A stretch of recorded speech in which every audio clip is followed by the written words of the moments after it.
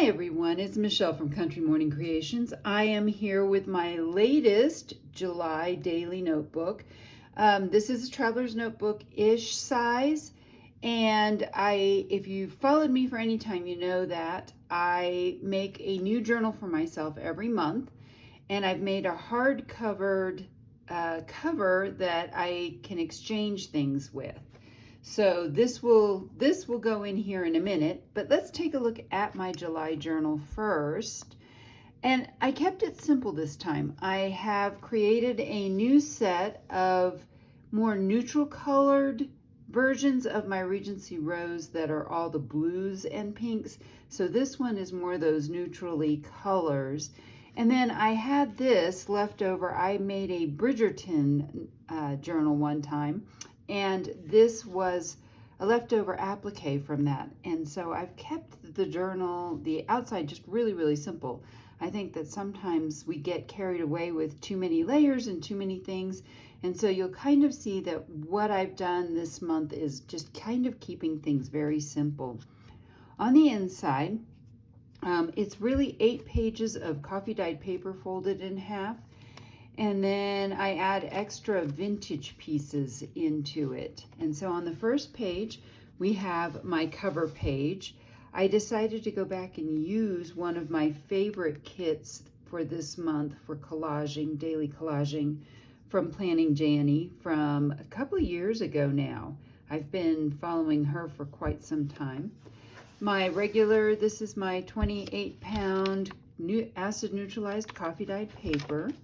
And then usually I leave everything blank, but this time I felt like being a little wild and did some collaging on all of the vintage papers. So this is a vintage music piece from, I get it from Monahan's Papers, and I've just layered up some pieces. So this is the blue that is the Regency Rose collection that I have already. And so this is going to be an add-on or a complementary type of digital kit that will go with it. So the pink butterfly and this piece comes from it. And then this is that cut out doily, using again some of the patterns from the neutral kit. That is a Sam Poole doily. I love, love, love that. And then on this side, I simply added a strip of I call this washi tape. I print out on an 8.5 by 11 sheet of sticker paper, but it comes in strips. It's from that kit as well. On this page, I printed the same patterns on, it's matte, but it's clear sticker paper. Can't think of how to call it anyway. And this is a stamp that's part of that collection, and then a tab at the top. And on this side, just a little piece of that paper with a wax seal. Keeping this page simple, I just glued some lace on the bottom and did a little sticker there. On the back, you'll see here another little collage, and this is a faux wax seal that's part of that collection. And then we come to the next page.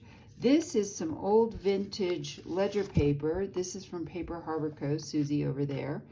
Again, just some layering that I've done. Kept the back blank on that. This one is this is the back part of that Edith Holden page. Sometimes I love to not use the pictures. I love the just brown print on that.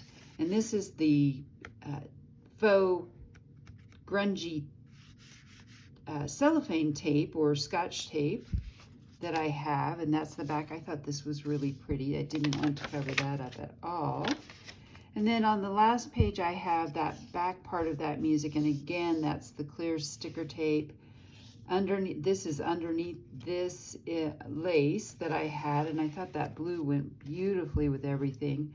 And then a little bit more collaging that I did on the back page. Again, this is Sam Poole. She has a set of stamps that have dates and numbers on them.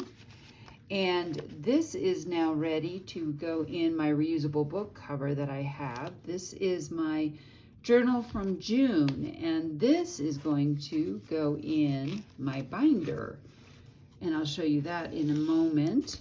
So this is what I was talking about. This is probably one of my favorite covers I've ever done. It's a lot more complicated. And then what I do is, again, I have a cover page, and then I journal and do a little mini collage on every page. So we'll take a minute and go through this real quickly. You can see I like to move where the collage is. It's not always in the same place. This was a little something I wanted to do. I wanted to have lace on the edges, but because the edges of all these pages were torn, I didn't have a straight place to put it, so I put a couple of flips in and sewed the lace on the edge that way. That was kind of a challenge to think about geometrically. But I've used all kinds of things, and then there's a little date on each page. And again, I simply do little, like I call them, mini collages. I don't do big collages because I want to have a lot of room to write. And really all I do, this isn't really a diary as much as it's a brain dump. And I just dump all my thoughts, what I'm thinking about doing next, maybe creatively, what I'm thinking about doing for the day. Sometimes I even say that I'm going to take a nap. So that was my June one. And then my July now just goes right in here.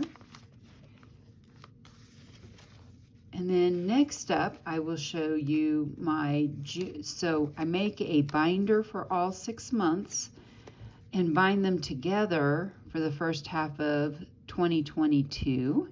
And so next up, we'll take a look at my binder. What I have here is my binder for 2022. It is covered with some avocado dyed fabric that I had made. So this is handmade, I did that. And then this is a Tim Holtz stencil that I colored some crackle paste with some mica and then added some glittery stuff to the top. And then you'll see here it's held with a chain, and these again are Tim Holtz pins as well. Now what I have, we're going to add this to the back of this journal. If you've been following along, I have 6 journals now for the first half of the month, and we'll just take a real quick review of all 6 months and what the covers look like. So when I do a journal set, I try to make them all match. So I'll use the same either papers, like maybe Tim Holtz or Prima papers for the covers, or I'll use a digital kit. In this case, I have used the digital kit that I created called Regency Rose, and there's a couple of different parts to the kit and all kinds of stuff. So this is just some of that. And you'll see on the inside here, this is one piece of paper and this is another kind. So this is January, and what I did was print out a lot of the parts that are onto sticker paper and then just collaged with them. This one is one of my favorites. This one is actually cloth. So I glued cloth to some cardstock and then just printed straight on top of the cloth. So again, this and this piece are from Regency Rose. This is actually some different pieces that I had that came from a couple of different sources, and there's a Tim Holtz little heart dangling from a Tim Holtz pin. I love a lot of Tim Holtz things. All right, let's go to the next one, which is this one. This was fun to make because I actually laminated some pink lace and then glued lace over the top of it and glued this piece over it. And then this is printed on vellum. So a very see-through cover. You can actually kind of see, there's the butterfly, you can see through it. So that was a fun journal cover. This one was inspired by a tag I had seen made by someone else on Instagram. So this is actually on a very hard piece of cardboard, and this is a Prima piece. This is, I'm not even sure who makes this, but I've decorated it and kind of grunged it up. Love that cover. This then is, let's see, May. So this was May's. And again, I became obsessed with crackle paste. So you can see this has crackle paste. I used crackle paste here. I really, that's my latest obsession, is this crackle paste. It's Ranger Inks. I found that one to be the best one. And this one, again, I took a lot of little parts. This is actually from the new kit that I'm going to release July 4th, which is the neutral Regency Rose collection. So these are all going to be neutral backed instead of the blues. And I have, this says Wish and a little Tim Holtz key and buttons. And that is a Tim Holtz cutout that I then embossed. I don't know if you can see it, but it's very faint. There's a little bit of pink behind that. A number sticker again. That's Sam Poole and some lace. And then this was this June's, which again is using different pieces from it. Some sari silk, another Tim Holtz pin, some lace.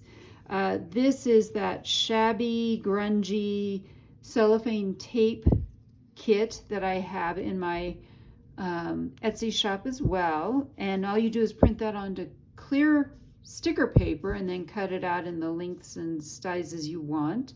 I do use a mini pinking shear or stamp to give it more like that, like it's been torn off of a holder, and some lace that I coffee dyed, and a this is a wax seal that I did with a forget-me-not in it.